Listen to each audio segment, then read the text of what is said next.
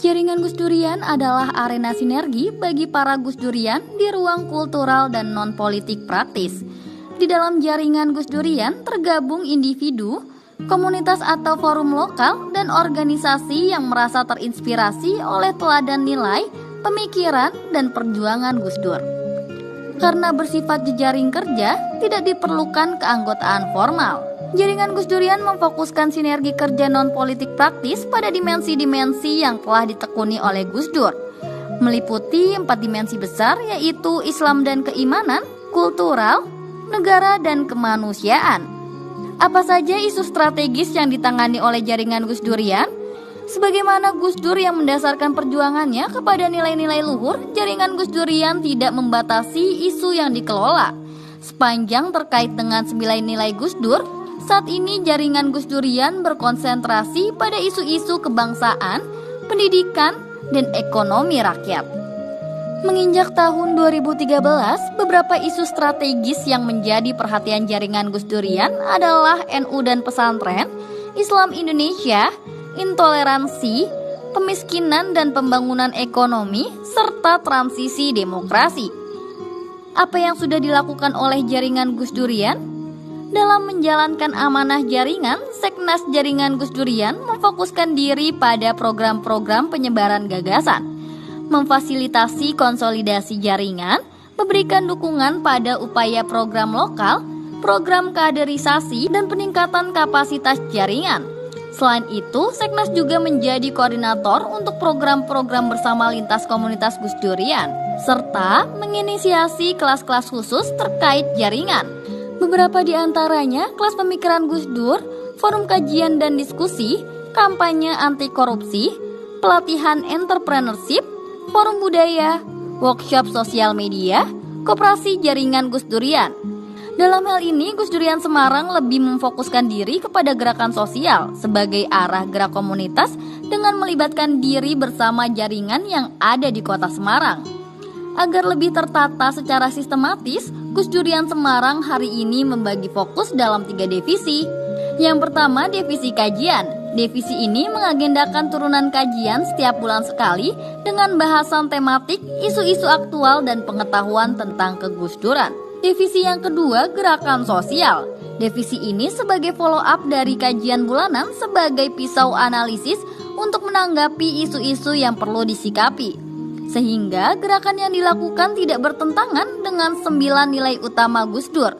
Di antaranya adalah gerakan advokasi masyarakat Tambak Rejo, galang dana untuk bencana alam, kampanye anti korupsi, terlibat dalam gerakan reformasi di korupsi Semarang, terlibat dalam mendampingi proses pembangunan Gereja Baptis Indonesia Tlogosari yang sempat ada pergolakan. Divisi yang ketiga ada kaderisasi dan media. Divisi ini sebagai wadah untuk mengkader dan meregenerasi penggerakan Gus Durian. Kemudian media sebagai alat untuk bersosialisasi kepada halayak luas tentang agenda-agenda yang dijalankan Gus Durian Semarang. Selain itu, keberlangsungan komunitas Gus Durian Semarang dalam upayanya menghidupi komunitas terdapat beberapa agenda wirausaha. Di antaranya jualan kaos, tote bag, mug, dan jualan buku. Untuk mengkonsolidir kawan-kawan Gus Durian, komunitas Gus Durian Semarang dikoordinatori oleh Ahmad Sajidin.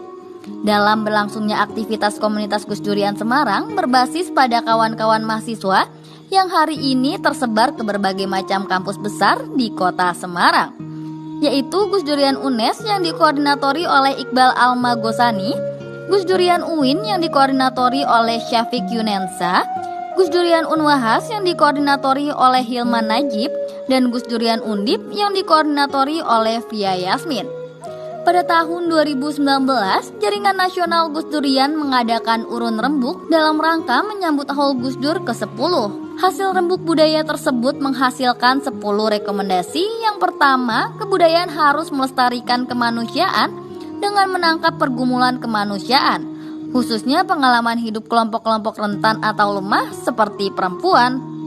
Yang kedua, gerakan dan kebijakan kebudayaan harus membangun ekosistem kebudayaan yang partisipatoris, sehingga pengembangan kebudayaan tidak bertumpu pada elitisme kebudayaan. Yang ketiga, negara dan masyarakat harus mengedepankan pendekatan kebudayaan sebagai bentuk pengelolaan keberagaman dan instrumen resolusi konflik. Yang keempat, negara harus menjadi fasilitator dalam tata kelola kebudayaan dengan menjadikan kebudayaan sebagai kata kerja, sumber pengetahuan dan peran vital dalam membangun peradaban yang lebih manusiawi.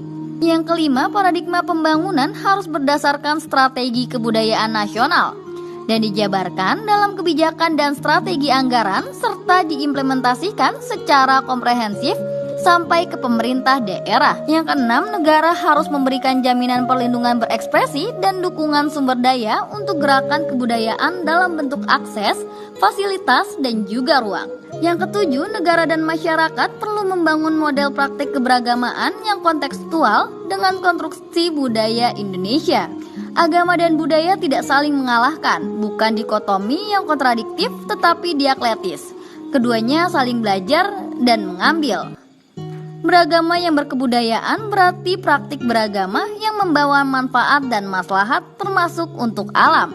Yang kedelapan, sistem pendidikan harus mengembangkan potensi kemanusiaan agar tidak dikendalikan oleh teknologi, tetapi menguasainya melalui khasanah pengetahuan dan budaya. Yang kesembilan, kebudayaan perlu dioptimalkan sebagai cara menumbuhkan daya kritis terhadap kekuasaan untuk mengikis pragmatisme dan apatisme politik. Yang ke-10, negara perlu meninggalkan model ekonomi ekstraktif yang mengorbankan keberlanjutan ekologi dan mulai menggali potensi ekonomi yang berbasis pengetahuan tradisional dan kearifan lokal. Itulah gambaran singkat dari komunitas Gus Durian Semarang. Semoga Gus Durian Semarang dapat istiqomah meneruskan nilai-nilai perjuangan dan keteladanan Gus Dur.